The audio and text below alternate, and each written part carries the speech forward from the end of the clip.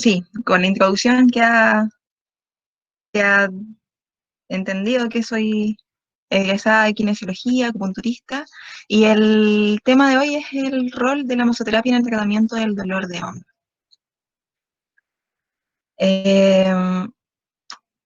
La idea es que al final, como comentó Oscar, puedan hacerme las preguntas. Vamos a comenzar. Extraño estar online haciendo una charla, ¿eh? Sobre todo cuando no los veo.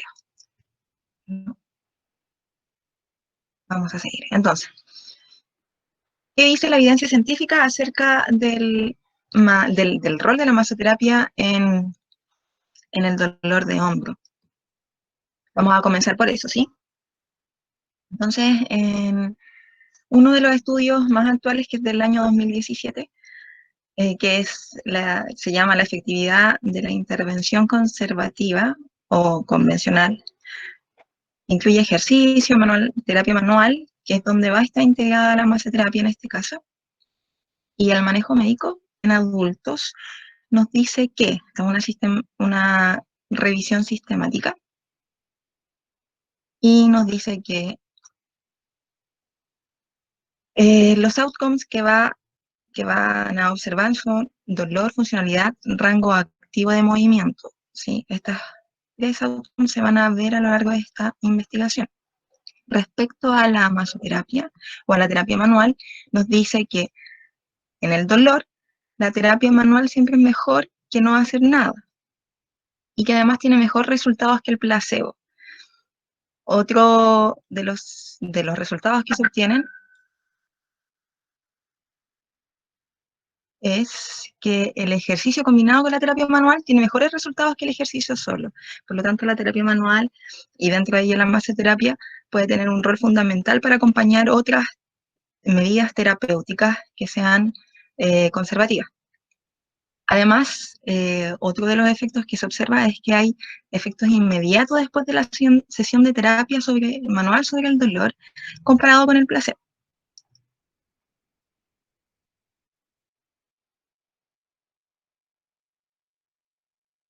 En cuanto a la funcionalidad, la función del hombro y con ello la extremidad superior, la terapia manual sumada al ejercicio es superior que el ultrasonido simulado y el gel placebo, o sea, los placebos o el control, y además que el ejercicio físico sumado a la terapia manual tiene mejor desempeño que el ejercicio solo, lo que viene a respaldar lo que anteriormente decíamos, que puede ser una terapia coadyuvante muy importante en el tratamiento del dolor del hombro.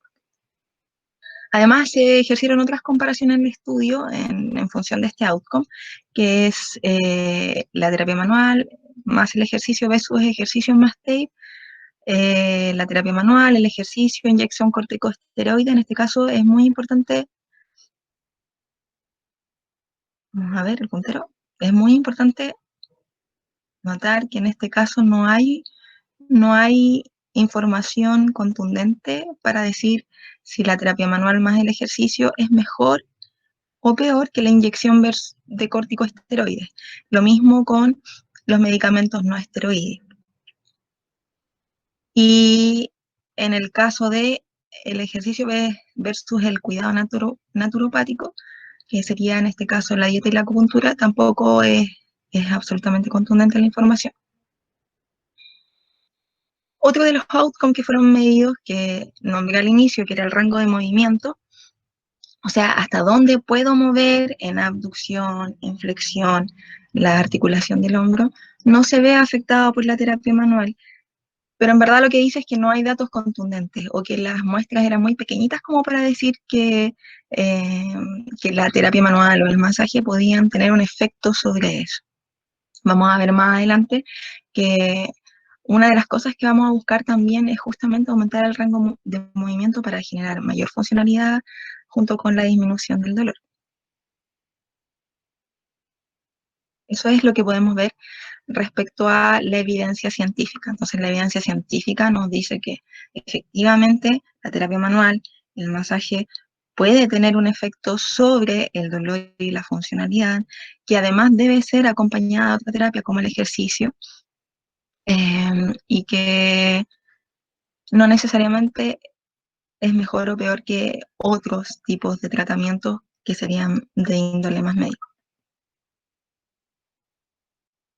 Entonces, vamos a entrar a lo que probablemente ya todo el mundo conoce, que es el síndrome cruzado superior, ¿no? Va a ver un video súper explicativo respecto a este síndrome. Dame un segundo.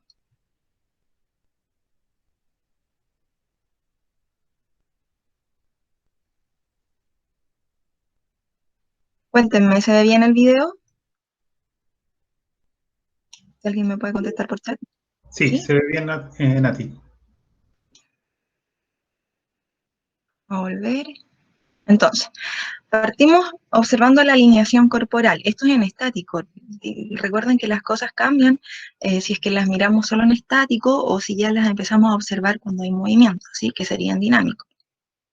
Pero es muy bueno empezar a iniciar a observar a la persona desde lo estático. Y usualmente nosotros lo que vemos es lo que diríamos la línea de la plomada, así que muchos de ustedes ya conocen.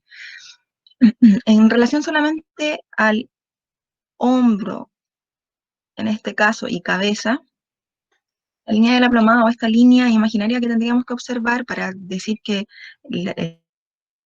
el cuerpo o la postura es alineada, es que la línea pase por el orificio auditivo y por el centro del hombro. Eso es importante. Entonces, ¿qué pasa con...? Este caso es un video de cifosis, pero es súper explicativo respecto al síndrome cruzado superior.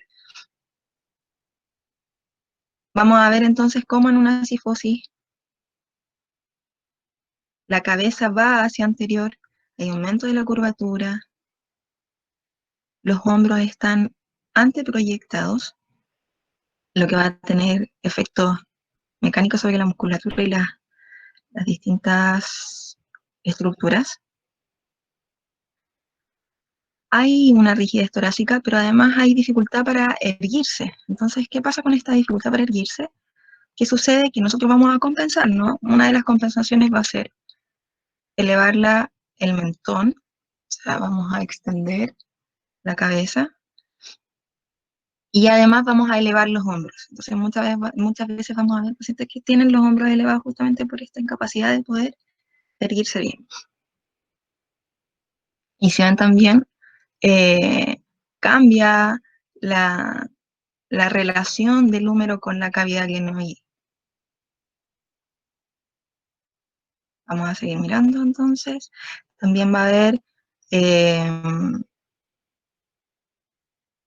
un segundo, vamos a seguir. Vamos a observar esta disposición, el mentón hacia arriba, cuando están en boca arriba. Y también se observa la protección escapular. De hecho, es muy común ver que cuando las personas están sobre la camilla, los hombros no tocan la camilla.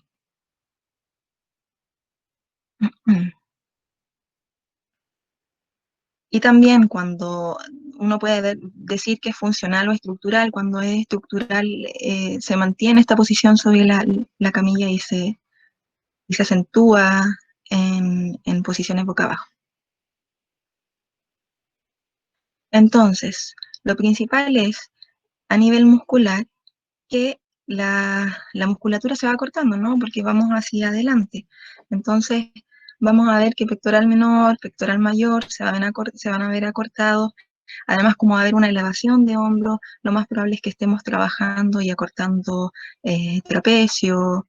Eh, también van a estar afectados escalenos, esternocleidomastoideo, en este caso que se observa acá, pectoral menor, pectoral mayor.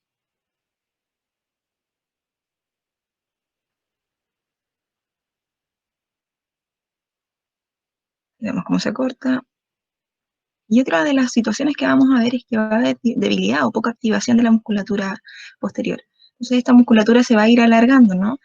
Y, a ver, ahí sí. Y lo que va a generar es que la estabilidad de la articulación del hombro se ve afectada. Y además que los movimientos también se ven alterados.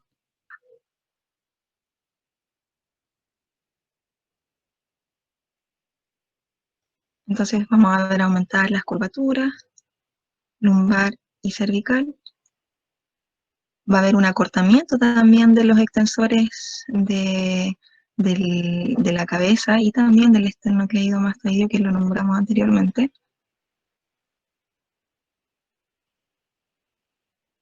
Va a haber una respiración superficial, más bien torácica en vez de diafragmática, y también un acortamiento de los isquiotibiales. Esto es súper común en clínica.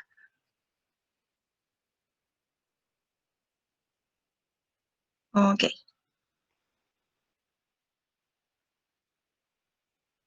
Entonces, cuando hablamos de la articulación, y de numeral lo de la articulación del hombro, tenemos que tener presente que hay un sistema de estabilización articular en el organismo. Y este sistema, que fue descrito por primera vez por Panjabi en el 92, considera tres subsistemas.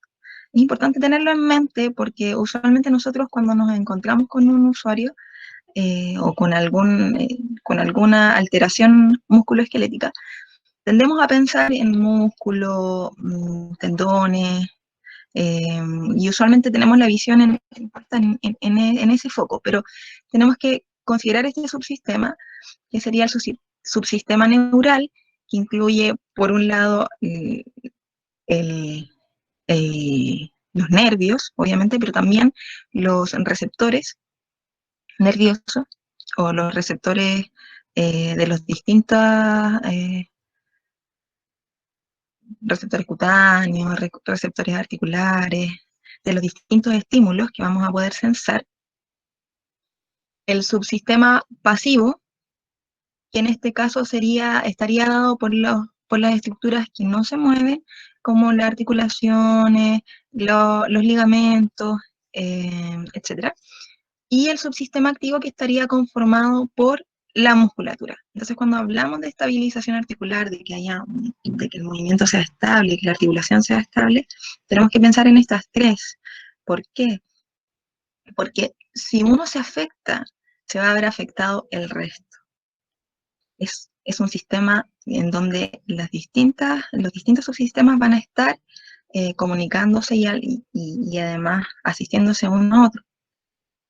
Entonces, si se ve afectado desde el subsistema activo, que sería la musculatura, eventualmente igual puede ser que el sistema pasivo, articulación, ligamento, se vea afectado, o que el sistema neural, y de ahí los dolores de origen neuropático, empiecen a aparecer.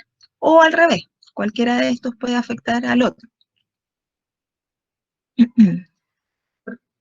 Lo importante también es entender que si nosotros eh, generamos o hacemos una intervención a uno de estos subsistemas y tenemos éxito, lo más probable es que también estemos trabajando o también estemos generando una acción sobre los otros subsistemas de manera indirecta.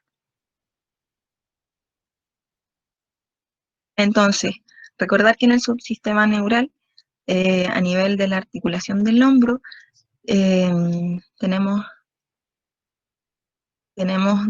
distintos músculos que pueden generar una compresión nerviosa, como los escalenos o el pectoral menor, que son los que usualmente generan compresión nerviosa a este nivel. Aquí hay una imagen más, había olvidado esta imagen. Entonces aquí vemos los escalenos, cómo comprimen, o el pectoral menor, cómo puede comprimir el plexo braquial.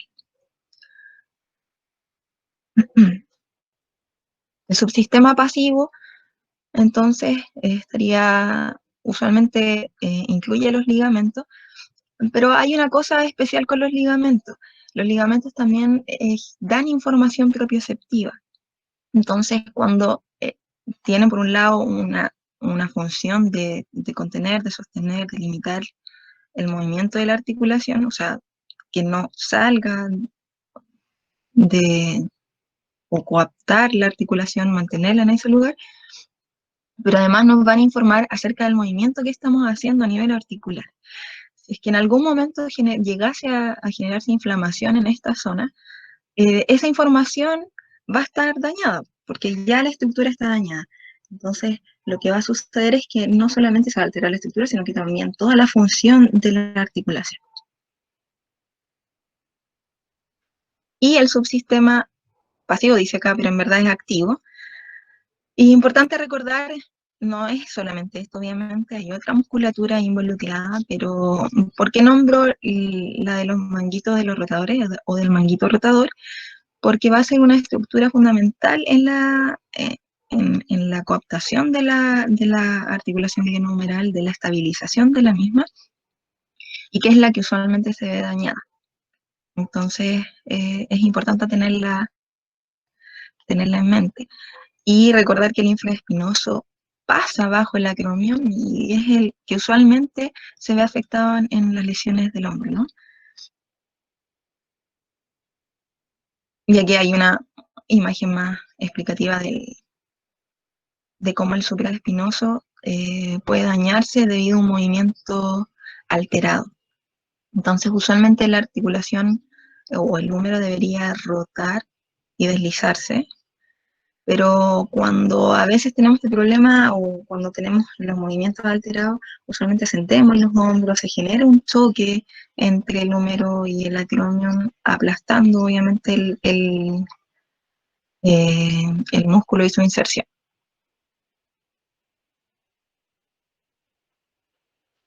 Entonces, viendo las generalidades de lo que sería la articulación del hombro y de la evidencia científica de la terapia manual,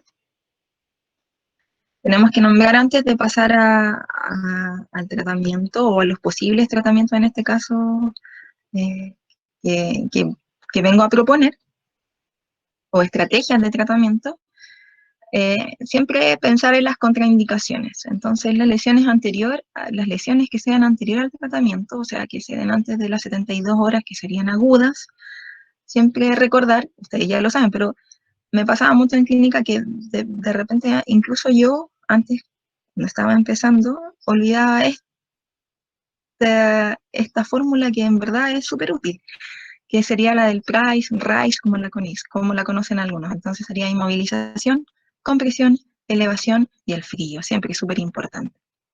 Entonces, esto es lo más importante definitivamente para no generar mayor lesión.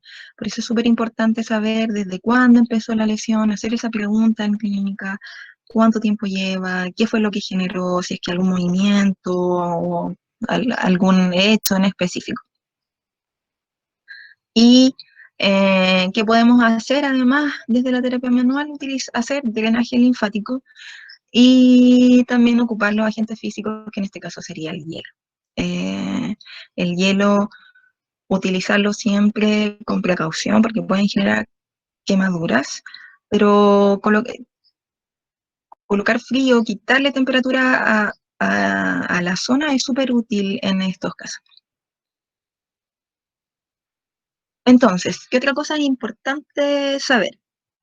Que a mí también me costó entender en algún momento. La sensibilización central. Entonces, eh, la sensibilización central se define como una amplificación de las señales dolorosas dentro del sistema nervioso central que produce una hipersensibilidad al dolor. Entonces, nos vamos a encontrar con usuarios que efectivamente van a tener un aumento de la respuesta a estímulos periféricos, o sea, nosotros vamos a tocar y algo que no debería producir dolor, lo más probable es que sí produzca dolor o una molestia eh, intolerable. El dolor además va a tener una distribución amplia que no va a ser neuroanatómica, o sea, el dolor no se va a corresponder con la lesión. Va a abarcar una extensión más grande de lo que debería abarcar según la lesión o según lo que uno piensa que podría estar dañado. Por eso se dice que hay una falta de asociación entre el dolor y la duración de la enfermedad. Puede ser que después de lesiones el dolor siga manteniéndose durante más allá de, no sé, 6 meses o un año y se esté cronificando. Y usualmente la intensidad del dolor es moderada a severa, que correspondería a una, en escala EVA, desde un 5 a un 10. Entonces, para eso vamos a tener herramientas que nos permiten medir la sensibilización, o sea, medir si es que existe o esa persona está sensibilizada. Y finalmente es una reacción y hiperreacción del sistema nervioso central. Entonces, no, para medirlo y para saber si es que eso está ocurriendo, tenemos el cuestionario de la central, del inventario de la sensibilización central, o el cuestionario de la sensibilización central, que lo pueden encontrar online. Aquí abajo tengo la referencia. Lo importante de este cuestionario es que está validado al español. Entonces, van a tener un acercamiento bastante fiable acerca de este asunto.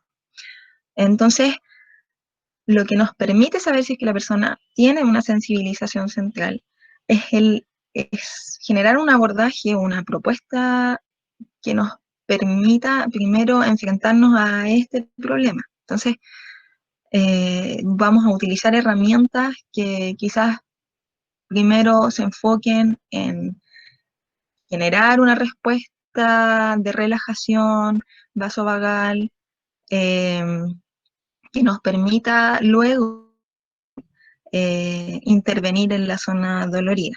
Entonces, como es central, queremos que las reacciones sean menores que si no realizamos una intervención anterior. Entonces, utilizaríamos técnicas más enfocadas hacia la relajación de la persona o, en verdad, hacia la relajación. También se puede utilizar el frío en este caso, la crioterapia, que disminuye también el input del dolor, pero como es central, puede ser que no tenga el efecto que nosotros queramos. La recomendación final sería entonces que generen técnicas que vayan hacia la relajación de la persona, antes de tratar la patología o el dolor por la cual la persona está consultando.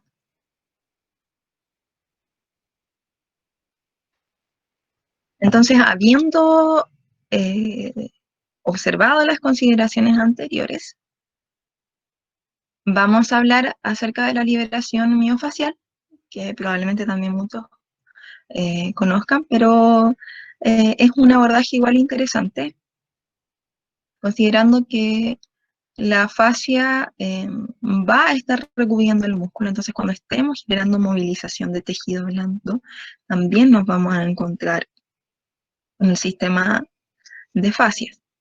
Entonces, la fascia es un sistema tridimensional continuo de tejido conjuntivo y vamos a encontrarnos con diferentes tipos de fascia que se van a clasificar según su ubicación. Tenemos la fascia superficial o también se llama subcutánea, que usualmente va a ser más firme y gruesa en los segmentos distales y más laxa hacia el tórax y cuello. Y la fascia profunda, que sería la fascia subserosa, que envuelve también los órganos, las meninges también. Van a tener una alta concentración de colágeno, elastina y sustancia fundamental según la zona. Es importante recordar eso porque lo que vamos a buscar es reordenar este colágeno y esta elastina. Y recordar también que la fascia se le atañe una función de sostén, pero también de soporte, de interconexión, de nutrición. Hoy en día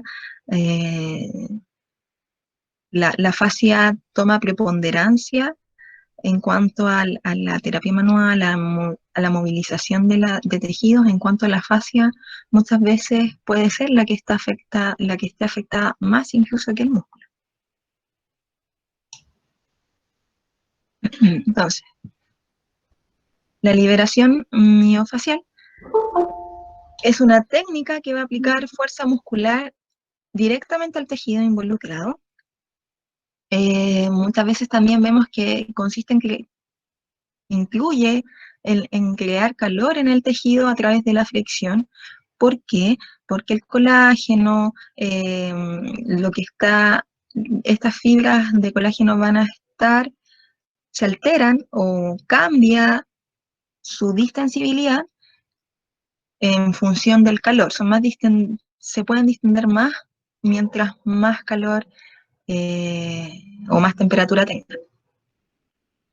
El objetivo es relajar las áreas donde se encuentra el tejido blando afectado. Usualmente a la fascia que tenemos acceso es a la fascia superficial.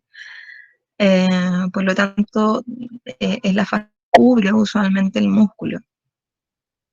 Y como es el contenedor del músculo, lo que queremos es que esa fascia se relaje para que permita que el músculo trabaje bien. Cuando el contenedor no está en las condiciones óptimas, la musculatura no va a poder desempeñarse de manera óptima tampoco. Vamos a tener entonces también técnicas directas y técnicas indirectas. Una técnica directa lo que va a buscar es efectivamente elongar a través de una manipulación directa del tejido, una fricción, usualmente las fricciones de hecho, para generar líneas de tensión, relajar, etc. Y la técnica indirecta lo que va a hacer es elongar el tejido a través de dos puntos, ¿sí? Vamos a anclar una mano y con la otra a elongar el tejido en direcciones. Usualmente la fascia toma la dirección del músculo, pero no es la única dirección. Las fibras no solamente toman esa dirección, también tienen distintos, también tienen fibras perpendiculares a la dirección del músculo. Acá abajo vemos una figura donde se concentran las mayores molestias o afecciones de la fascia, ¿sí? Es interesante esto porque nos vamos a dar cuenta también que tiene relación con muchos, la gente usualmente, o los usuarios usualmente van a relatar la molestia en esta zona, pero además es donde se encuentran los principales puntos de acupuntura, que es lo que vamos a utilizar más adelante como técnica, como la digitopuntura, como técnica coayudante a la liberación miofacial, que es la propuesta que les traigo hoy día. Entonces, lo importante de la liberación miofacial es que va a tener un abordaje tanto anterior y posterior del hombro. Natalie, ¿Sí? tenemos dos preguntas para no perder la continuidad del contenido. Dice Camila, ¿se puede decir que al alterarse el húmero se puede ver distintas patologías asociadas? ¿A ver una alteración del húmero? Cuando estaba mostrando el manguito rotador. Ah, voy a volver.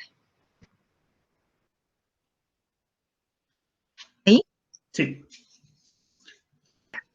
Es que el húmero no es lo que se ve afectado no es el húmero en sí, sino que la forma en que se mueve el húmero. Voy a ver voy a leer la pregunta para entenderla mejor. Abajo sale otra pregunta para que también la pueda responder, que está asociada a la sensibilidad.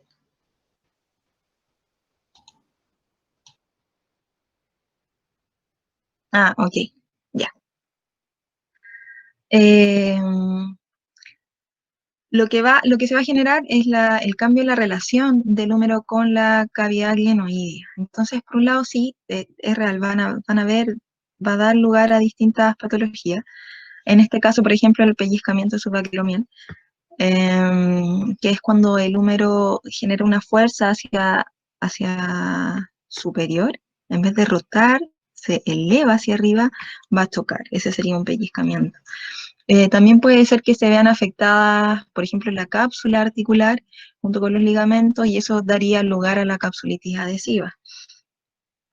También está la afección a los manguitos rotadores cuando ya hay una alteración postural, los manguitos rotadores se ven distendidos, hay una rotación hacia anterior, hacia una rotación medial del hombro, de la extremidad superior. Entonces sí, da lugar a distintas afecciones desde esa visión. No sé si queda más claro ahora.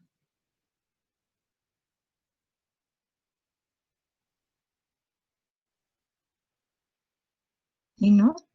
¿No? Paso al... Ya, genial. Paso entonces a la otra pregunta. Vamos a mirar. Ya. La sensibilización central no necesariamente es dolor neuropático o nociceptivo. Puede partir como un dolor nociceptivo a partir desde, o neuropático a partir desde una lesión, ¿sí? Un atrapamiento o una lesión específica. Lo que es la sensibilización central en sí es una alteración a nivel del sistema nervioso central. ¿Qué pasa? Que se mantiene este dolor a nivel del asta posterior, de la médula, va a haber una hipersensibilidad. O sea, ¿qué sucede? Que yo tengo un estímulo y un estímulo que no debería ser doloroso se transforma en uno doloroso. O cuando un estímulo que debería ser doloroso, pero que no debería generar un dolor muy, muy intenso, genera un dolor muy intenso. Pero además se relaciona con otras respuestas centrales como dolor, cefalea, eh, cuando molestia o sensibilidad a la luz, sensibilidad a los sonidos, eh, o que hay una extensión dolorosa completa, que me duelen más lugares además de la zona que me debería doler. En un dolor nociceptivo hay un daño o un potencial daño en la zona, pero va a seguir o va a tener una relación nerviosa, ¿no? Donde está ubicada la lesión es donde me va a doler, o muy cerca, quizás por el edema que haya.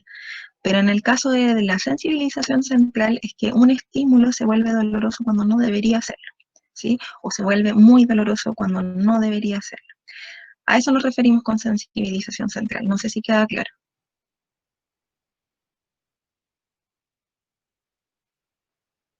Ya, sí.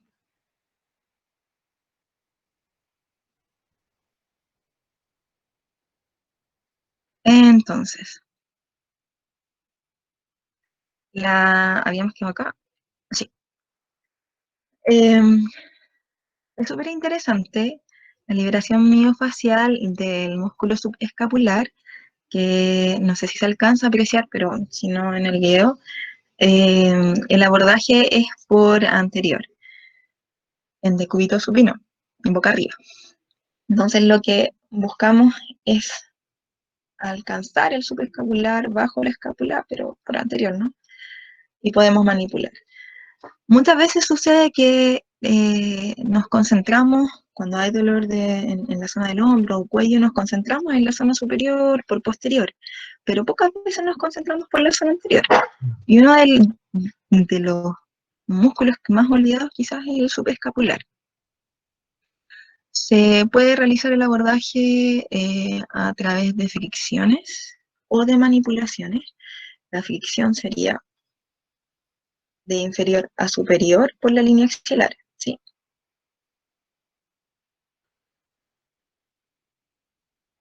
Lo mismo el pectoral menor. Entonces, el abordaje es eh, por superior también, desde decúbito supino. Y no es necesario que rotemos o abduzcamos la extremidad superior. Entonces, el punto aquí principal es encontrar la apófisis coracoide, la coracoide, y desde ahí hacia las costillas generar una fricción. Puede ser con los dedos o puede ser con el pulgar, con, con las articulaciones interfalángicas.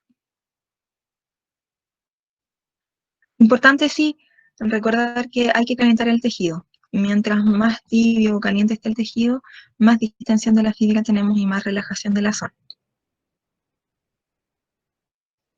También vamos a hacer el juego muscular con el pectoral mayor, entonces lo que hacemos es tomar el pectoral mayor y podemos moverlo, elongarlo, deslizarlo, genera bastante alivio.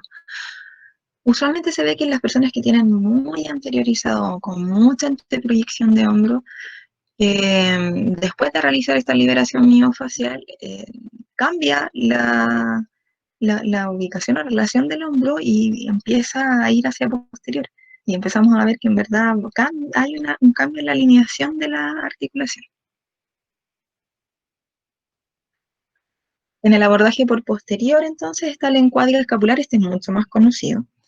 Entonces, en un encuadre escapular podemos hacerlo con el borde de la mano, generando esta fricción y también, obviamente, elongando la fibra.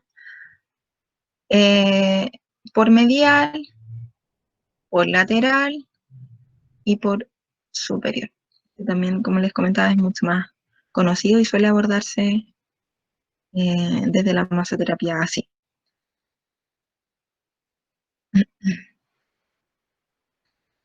Eso era con respecto a la liberación miofacial, ¿sí? Lo más importante que creo yo es recordar el abordaje anterior y lateral con el supraescapular.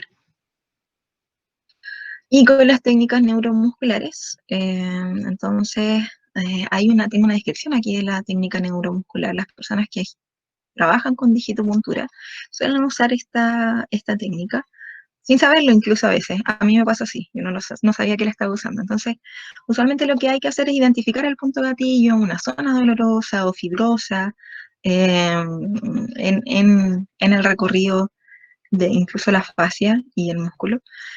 Y en ese punto gatillo aplicar la compresión isquémica, o sea, vamos a presionar y que no llegue sangre, lo suficiente como para que el usuario sea capaz de describir que el patrón del dolor referido está siendo activado, no más doloroso, sino que la, la, la presión suficiente para decir sí, esa es mi molestia, o sí, está activándose mi dolor.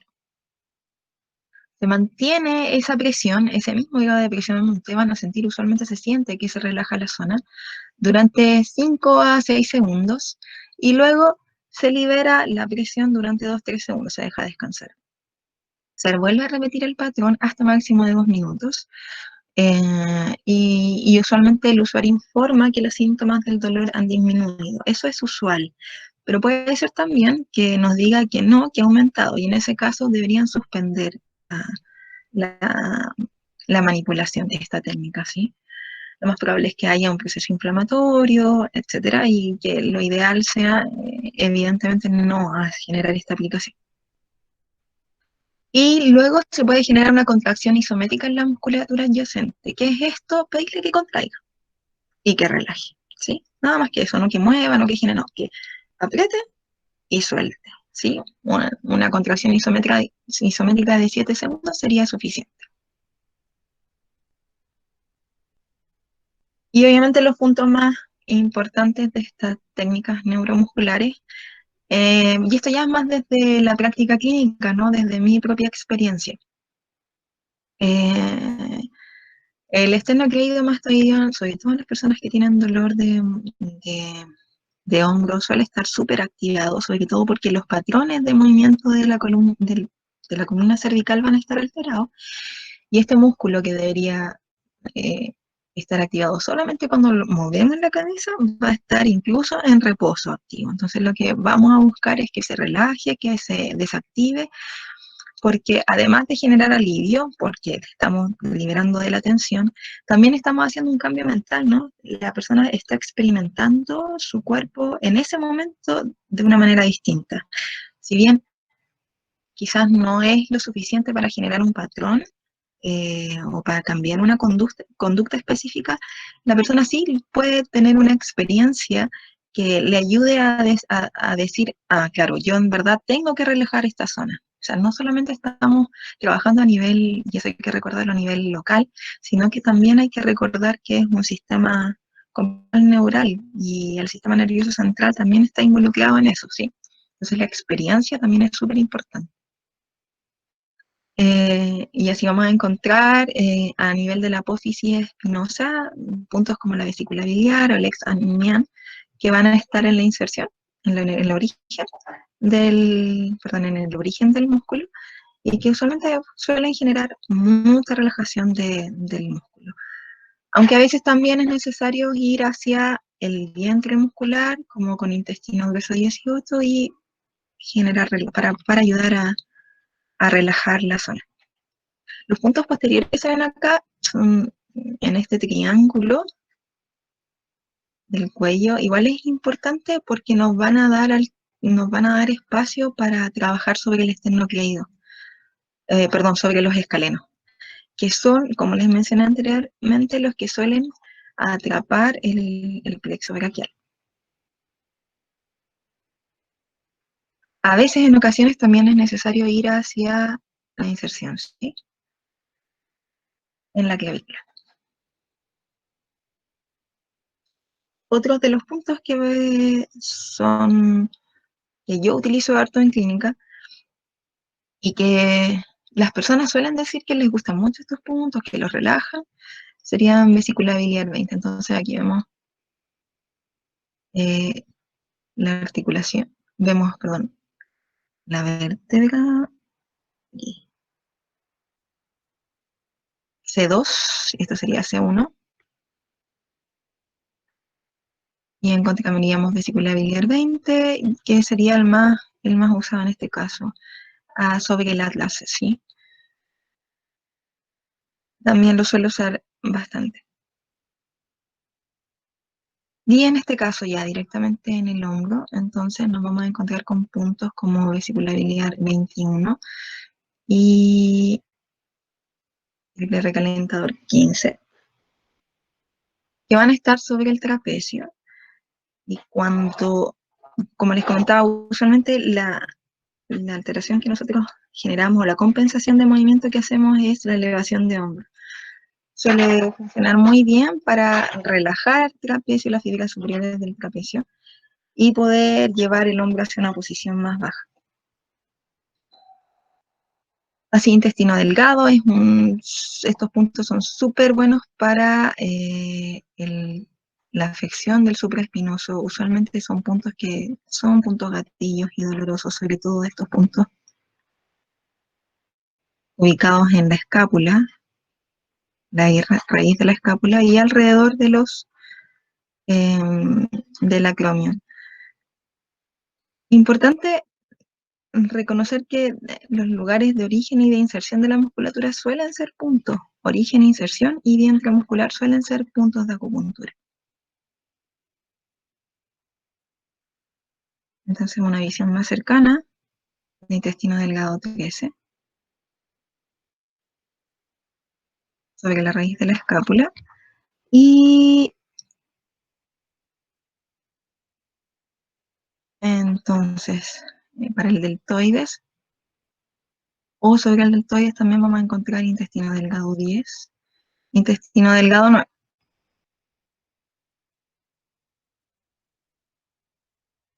Para deltoides también entonces, intestino grueso 15 y triple recalentador 14. Lo importante, como les decía, si es que no saben de puntos acupunturales, es recordar la posición, la musculatura, la inserción, el origen y los vientres musculares, que van a ser usualmente los puntos en donde va a estar doloroso o donde se va a concentrar el dolor y la molestia.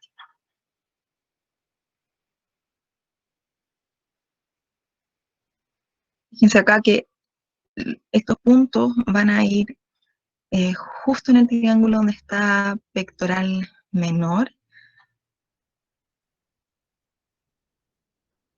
Van a abarcar también parte de la zona del deltoide, intestino grueso también en el origen aparente, en la inserción aparente del deltoides.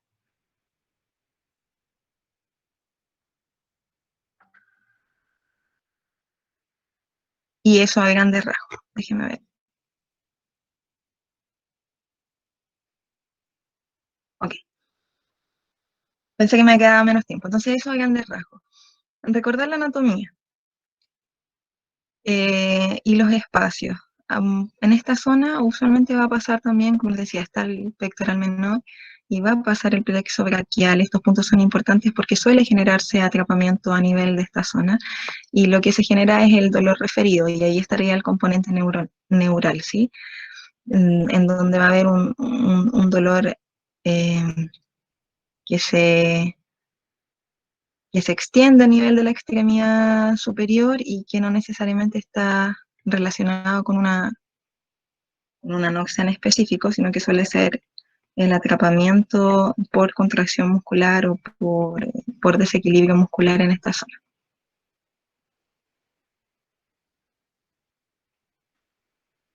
Entonces, esos serían los principales puntos acupunturales.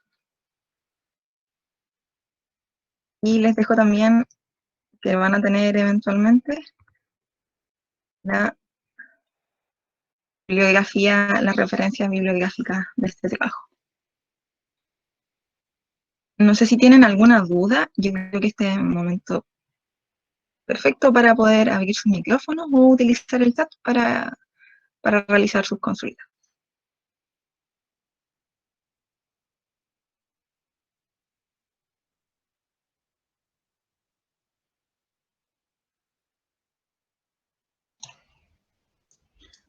Natita, muchas gracias por la presentación. Estamos viendo si escriben alguna pregunta o consulta. Y a darte las gracias como por la presentación muy buena, clarísima y buena cruza entre sería lo que es kinesiología y acupuntura. Y esa abordaje que pudiste, porque obviamente nosotros como profesionales siempre nos vamos, o la gran mayoría nos vamos a la zona de espalda y nos preocupamos muy poco por la zona anterior. Y, definitivamente esa es la idea también, como recordar que la zona anterior es súper importante abordarla. Muchas veces el dolor nace desde ahí y no desde la zona posterior. La zona posterior puede que se vea afectada justamente porque se elongan las estructuras, se generan estos trigger points a partir de esta elongación de la fibra, pero a veces estos dolores que son irradiados de origen neural suelen ser debidos al atrapamiento neural a nivel anterior. Entonces, recordarlo es importante. Mira, ya hay algunas preguntas y felicitaciones. Cami dice, Nati, me encantó, muchas gracias, solo una duda, sobre el uso de hielo, ya que para relajar es mejor utilizar el calor. En este caso, ¿es mejor el calor o el hielo? Lo que pasa es que el hielo lo que genera es una disminución de la conducción nerviosa, además de una disminución del metabolismo de la zona, junto con vasoconstricción, que cuando hay inflamación va obviamente a ayudar, pero además ayuda a no transmitir el dolor. Eso es lo importante del frío. Como se disminuye la velocidad de conducción, va a disminuir la transmisión del dolor a nivel central. Entonces, claro, el calor usualmente ayuda a relajar la fibra y a poder elongarla, pero el frío muchas veces, sobre todo cuando hay inflamación, lo que va a ayudar es que se relaje, pero porque vamos a tratar el dolor, porque vamos a disminuir el dolor. Y muchas veces es lo más importante. Súper, esperemos que ahí a Cami le quede un poquito más clara. Macarena dice muchas gracias por la presentación y por refrescar la memoria. Y Ana pregunta ahí por si tienes alguna red social donde te puedan seguir y para ver tu trabajo y tus metodologías. Sí, tengo dos lugares, los voy a escribir por el chat, los dejo escritos. Tengo Instagram y Facebook para los dos lugares, que sería Vida Kenko y Tuina Medicina China. Tuina Medicina China me enfoco más al Tuina, al masaje Tuina en específico, obviamente con esta visión desde la kinesiterapia. Chicos, si hay alguna pregunta, algún otro consulta, duda o algo que haya quedado dando vueltas.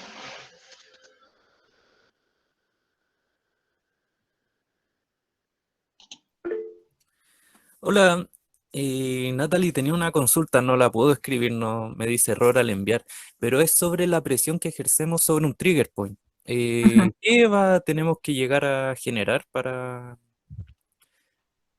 llegar al alivio del dolor? No escuché la última parte, entendí. ¿Qué cosa era a qué? Que cuando generamos una presión con la dígito puntura sobre el punto gatillo, ¿qué tenemos que llegar a lograr? Es lo que tenemos que llegar a lograr, ¿eso es? Sí, ¿cuál EVA? ¿Hasta qué Ah, punto del paciente? es que eso es súper, difiere de persona a persona. Difiere desde qué tipo de fibra predomina en su cuerpo, cuánta grasa, su sensibilidad. Entonces, usualmente mi enfoque, yo creo que es el enfoque más difundido, ¿no? Es trabajar con el usuario, preguntarle cuánto es el dolor o cuál es, si es que estoy generando su molestia, si es que es muy intenso o es poco intenso. Pero a nivel perceptivo, usualmente lo que siento es que hay una tensión en el tejido y que luego esa tensión va cediendo lentamente. Cuando siento que esa tensión cede lentamente, sé que es más o menos ese el punto, la cantidad de fuerza que tengo que ejercer sobre ese punto. Pero depende de cada persona. Entonces, lo que se busca es trabajar con la persona y ir preguntándole. Yo creo que es la forma más eficiente de realizarlo. Ah, ya, muchas gracias. Entonces, generar un dolor que no sea molesto, que sea soportable. Exacto, un dolor soportable. Ya, pues Natalie, esa era mi duda. Muchas gracias. Nati, hay otra pregunta. Ángel López pregunta que le cuesta diferenciar entre el punto de dolor cuando está el trapecio y el romboide, por ejemplo. ¿Cómo un tips que nos puedes dar para poder diferenciar uno de esos dos músculos cuando el paciente presenta un dolor? Ah, ya. Sí, es difícil, pero usualmente en mi experiencia, lo que he logrado entender es que las primeras impresiones, cuando estamos recién poniendo nuestras manos encima, suelen ser de los músculos superficiales. Entonces, lo más probable es que las primeras impresiones que tengamos o las primeras sensaciones que tengamos a nivel de mano sea que es el trapecio el que está afectado. Entonces, pues, cuando ya sintamos que vamos pudiendo ir más profundo, que nuestra mano, o sea, podemos ir en tejido, ya sentimos que hubo una relajación inicial y que pudimos llegar más profundo, lo más probable es que eso ya sea romboides. Ya, entonces tiene que ver con un tema de profundidad a medida que el paciente va arrojando el dolor, ¿sí? Sí, también se puede ver a través de movimientos, pero usualmente desde mi punto de vista es la profundidad en donde ya estamos gatillando el dolor. Perfecto. Mira, Priscila Ugarte tiene una pregunta que dice, ¿cuánto es el tiempo que se recomienda la aplicación de hielo? Un máximo de entre 10 y 15 minutos, 15 minutos, 12, perdón, pero lo usual es utilizarlo no más de 10.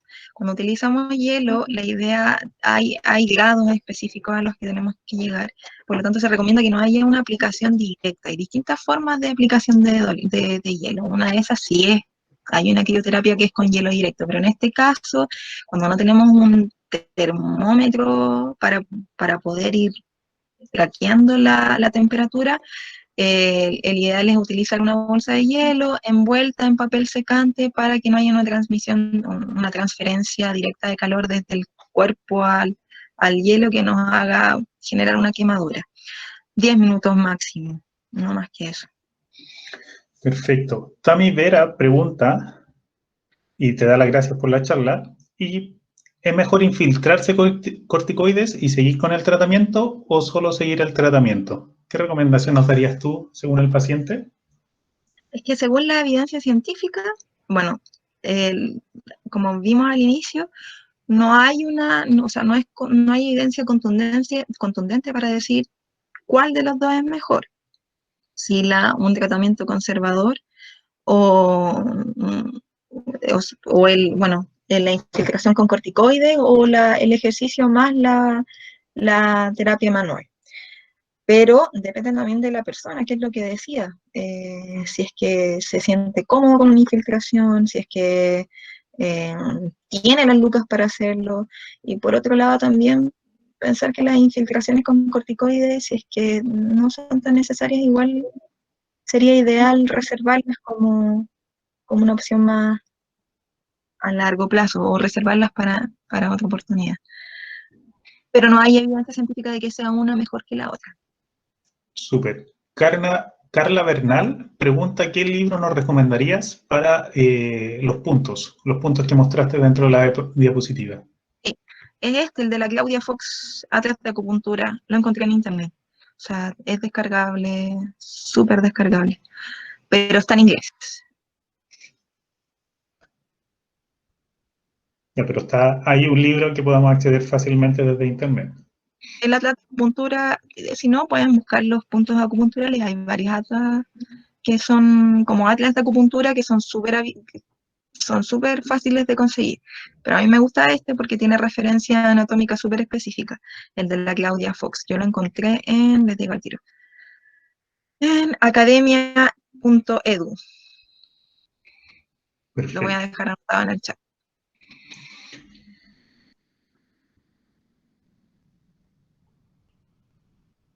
Ya, Priscila Ugarte vuelve a preguntar porque le quedó una duda sobre si se aplica una vez hielo o tienen que ser varias veces, como una secuencia, un patrón o No, un protocolo. si uno trabaja con hielo, usualmente lo trabaja una vez en una sesión y hay que dejar pasar al menos 3 horas antes de hacer una nueva aplicación. Perfecto. No, no se hace frecuentemente. ¿Alguna pregunta más, chicos, que podamos responderles?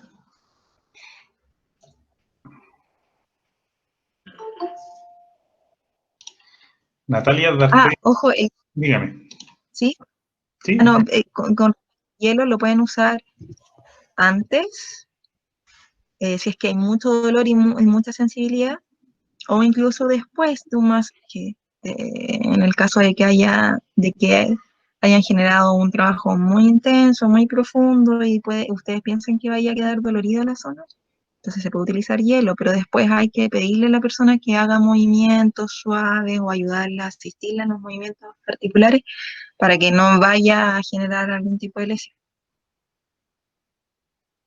Eso.